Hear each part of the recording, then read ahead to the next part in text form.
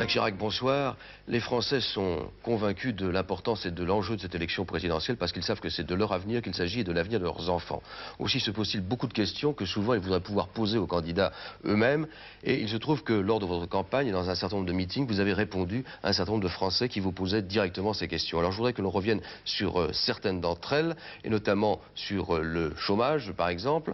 Le chômage, c'était une question que vous posait une jeune étudiante, c'était à Évry.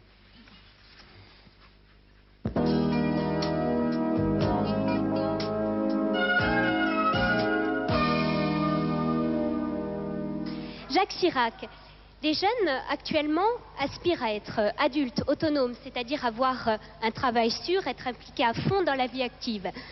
Et actuellement, la seule réponse de la société est les TUC, les stages. Est-ce que vous ne croyez pas qu'une société qui n'apporte que ce type de réponse-là ne s'achemine pas vers une révolte des jeunes? Non, Soisic, la seule réponse qu'apporte la société, heureusement, n'est pas les TUC ou les stages. L'emploi, c'est d'abord la croissance, c'est-à-dire l'activité de nos entreprises, qui seules créent de véritables emplois.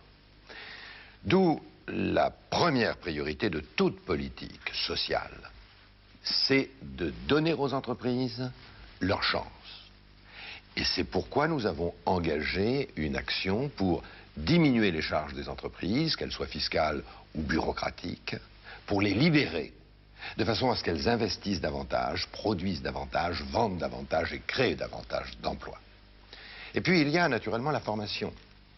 Il n'est pas normal de voir trop de demandeurs d'emploi avec une formation qui ne débouche sur rien. Ou au contraire d'ailleurs, des demandes d'emploi qui ne sont pas satisfaites, faute de gens formés pour cela. D'où la nécessité d'ouvrir notre système d'éducation et de formation sur la vie, de créer les filières qui permettent de donner la formation nécessaire aux emplois qui existent vraiment. C'est une grande ambition aussi. Et puis enfin, il y a naturellement, je dirais, les moyens du bord, ce que vous appelez les TUC, les SIVP et les stages de toute nature. Mais il ne faut pas les critiquer, d'abord parce qu'il vaut mieux faire quelque chose que rien du tout. Et ensuite parce que il y a, grâce à ce système, beaucoup de jeunes qui, au terme de ces stages, trouvent un emploi. Entre la moitié et les 2/3. Et c'est d'ailleurs la raison pour laquelle, pour la première fois depuis 20 ans maintenant, ou 15 ans en tous les cas, depuis mars 87, le chômage a commencé à baisser, et celui des jeunes a baissé de près de 10%. Je suis fier de ce résultat, même si ce n'est qu'un début. Et si par ailleurs j'ai pour véritable obsession l'idée de trouver des solutions.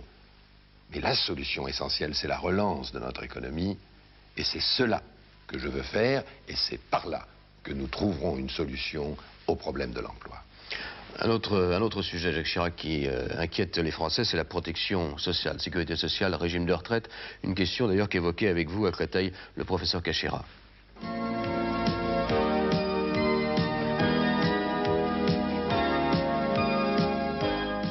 Et ma question, Monsieur le Premier ministre, sera la suivante. Pensez-vous que le système de couverture sociale français, dans les structures qu'il a aujourd'hui, pourra faire face aux défis nombreux qui l'attendent pour les prochaines années? Oui, monsieur le professeur, il fera face. Le général de Gaulle a donné à la France le système de protection le plus élaboré, le meilleur du monde. Et nous y sommes tous profondément attachés. Vous n'avez pas la tentation d'instaurer un système de sécurité sociale à 2 vitesses? Pas un instant, c'est à l'opposé de toutes mes convictions. Mais je dirais, en revanche, qu'il y a des problèmes. Nous avons réglé tous ceux qui touchaient la famille, qui touchaient les accidents du travail, qui touchaient la maladie. Et nous avons équilibré nos comptes. Ce qui est capital pour demain. Reste la retraite. Et il ne faut pas croire ceux qui vous disent que c'est pour l'an 2000. C'est pour cette année. Il n'est pas question pour nous d'augmenter l'âge de la retraite. Il n'est pas question pour nous de diminuer les pensions. Par conséquent, nous devons trouver le financement qui manque. Et c'est la raison pour laquelle j'ai voulu, non pas dans cette affaire contraindre, mais convaincre et consulter préalablement les personnalités compétentes, celles du Conseil économique et social. Mais cette question sera réglée en temps voulu, c'est-à-dire avant la fin de l'année, et la solution y sera apportée. Ce que je peux garantir, naturellement, c'est le paiement de toutes les pensions, ce que nous avons marqué par l'actualisation, c'est-à-dire l'augmentation de façon à ce que le pouvoir d'achat des pensions soit évidemment respecté. Autre sujet de préoccupation des Français, Jacques Chirac, bien sûr la politique familiale. C'est Madame Hennequin à Metz qui vous avait interpellé lors d'un meeting.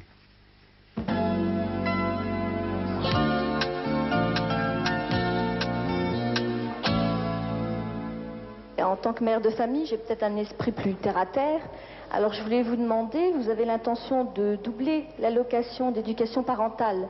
Est-ce que ça ne va pas se faire un peu au détriment des allocations familiales et éventuellement augmenter nos impôts? Non, Madame Hennequin, ça ne se fera pas au détriment. De quoi s'agit-il? Chacun comprend bien aujourd'hui que la politique familiale est une priorité absolue et qui doit être reconnue pour telle. D'abord parce que c'est au sein de la famille que se développent les vraies valeurs, celles de responsabilité, celles d'amour du prochain, celles de tolérance qui cimentent notre société. Ensuite, parce que nous voyons bien que nous n'avons plus assez d'enfants. Et c'est vrai pour toute l'Europe. Et qu'il faut redonner une impulsion nouvelle à notre démographie. Pour ceux qui le veulent, bien entendu. Mais il faut les inciter et en tous les cas ne pas les décourager. Dans ce contexte, il y a naturellement toute une politique familiale touchant les prestations familiales, touchant la fiscalité, touchant le logement, touchant les personnes âgées. Mais dans ce contexte, il y a un élément qui est important. C'est celui qui consiste pour les femmes à conquérir cette liberté nouvelle et nécessaire et à laquelle elles ont droit. Et qui consiste à pouvoir choisir librement entre travailler à l'extérieur, ce qui est le cas de 70% d'entre elles, mais alors il faut qu'elles aient les moyens de faire garder leurs enfants. Garde à domicile ou garde dans des systèmes collectifs de crèche, mais les moyens. Ou alors qu'elles le veuillent et qu'elles puissent rester chez elles pour assurer l'éducation de leurs enfants. Mais alors il faut reconnaître qu'elles font un métier, probablement d'ailleurs le plus beau du monde. Et cela mérite rémunération et droits sociaux. Et c'est dans cet esprit qu'en 81, j'avais créé à Paris l'allocation parentale d'éducation. En 87, je l'ai élargie dans son ensemble à la France. Et j'ai indiqué qu'il fallait maintenant faire un pas de plus, c'est-à-dire l'augmenter, c'est-à-dire la porter pour une mère de 3 enfants et pendant 3 ans, non plus à 60% du SMIC, comme c'est le cas aujourd'hui, mais à 100%, c'est-à-dire à la valeur du SMIC. Et ce n'est qu'un pas encore vers un objectif plus lointain, bien entendu, et qui est le salaire de la mère au foyer. Et c'est légitime. Quand vous avez fait cette annonce, Jacques Chirac, je me souviens, c'était un peu un tollé. On a parlé de promesses inconsidérées au début de la campagne. Est-ce que vous avez véritablement les moyens du financement de ces allocations? C'était une mauvaise polémique. Cette réforme coûte 3,5 milliards de francs. Le budget familial est de 135 milliards de francs. Je vous laisse en tirer toutes les conclusions. Mais la famille est une priorité absolue. Alors, autre sujet d'intérêt pour les Français, bien sûr, tout le monde en parle, c'est l'impôt. Alors, l'impôt sur les sociétés, l'impôt sur le revenu, c'est Guy Vasseur, qui est agriculteur et qui vous pose la question, c'était à Orléans.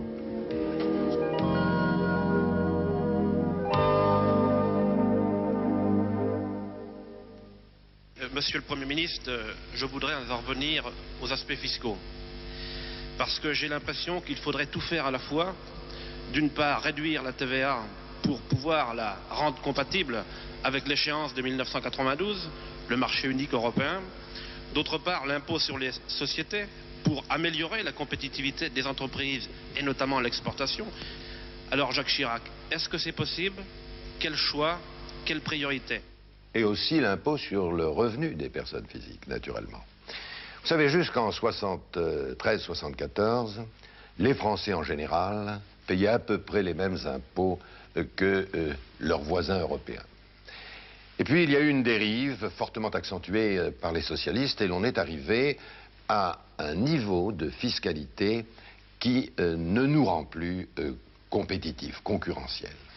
Il faut donc réduire cette fiscalité qui paralyse les travailleurs, les entreprises, les consommateurs français. François Mitterrand faisait remarquer l'autre jour qu'il avait baissé en 1985 à sa demande.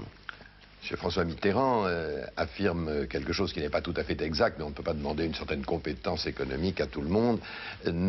N'ouvrons pas ce débat. Il faut donc diminuer les impôts. Dans quel ordre et comment? D'abord, l'impôt sur les sociétés et l'impôt sur le revenu des entrepreneurs individuels, pour qu'ils soient aptes à assumer la concurrence de l'année 92-93.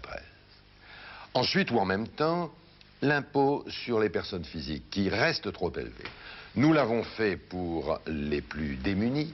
Plus de 4 millions de familles ont bénéficié en tout ou en partie de la suppression de leur impôt.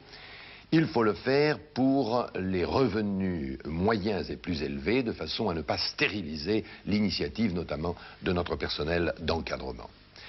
Et enfin, il y a la TVA. Nous avons commencé avec l'automobile, les motos, les disques, les médicaments, les cassettes. Il faut poursuivre. Je dirais que c'est en troisième priorité. Notre programme, qui consiste à planifier 15 milliards de réduction de déficit, de ce déficit que nous ont légué les socialistes, et 15 milliards de réduction d'impôts chaque année, nous permettra d'atteindre l'objectif que nous voulons atteindre, c'est-à-dire qu'en 92-93, la France soit compétitive, que la croissance puisse se développer et qu'on règle notre problème de chômage. Mais cela suppose naturellement une énergique tenue de nos dépenses. Eh bien, comme je l'ai fait à Paris, comme je l'ai fait depuis 2 ans au plan national, vous pouvez compter sur moi.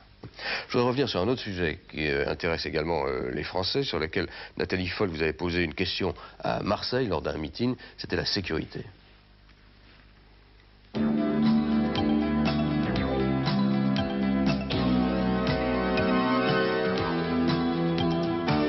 Monsieur le Premier ministre, je suis jeune, comme vous pouvez vous en rendre compte. Par conséquent, j'aime bien sortir le soir. Et malheureusement, l'insécurité règne de plus en plus autour de nous. Bon, je l'ai malheureusement vécu personnellement.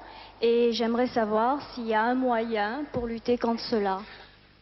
Non, Nathalie, pas de plus en plus. Vous savez, j'ai une fille qui a votre âge. Et je comprends ses inquiétudes. Elle me les transmet aussi. Et lorsqu'en qualité de maire de Paris, je me promène dans les rues, je vois les personnes âgées, j'ai toujours peur qu'elles soient agressées par un voyou qui essaye de leur prendre leur sac ou leur portefeuille. Lorsque je vois dans certaines rues les appartements, les boutiques régulièrement cambriolés, je suis directement concerné. Nous avons fait un effort considérable. Nous avons fait voter par le Parlement les lois qui s'imposaient. Nous avons augmenté sensiblement les moyens de la police. Charles Pasqua, ministre de l'Intérieur, a affirmé sa volonté politique de lutter contre la délinquance, la criminalité, contre le terrorisme. Et ceux-ci ont déjà très sensiblement reculé. Le renversement de tendance n'avait pas eu lieu un peu avant? Non, non, non, ça ce n'est pas exact. Et nous continuerons. Nous continuerons avec la ferme volonté d'arriver à ce que cette première des libertés, la liberté d'aller, de venir, de posséder, sans être agressé, sans être détroussé, soit réellement respectée. Je n'ai aucune indulgence pour les criminels et je souhaite faire en sorte que chacun puisse se sentir en France en sécurité. Ça demandera quelques années, mais nous y parviendrons.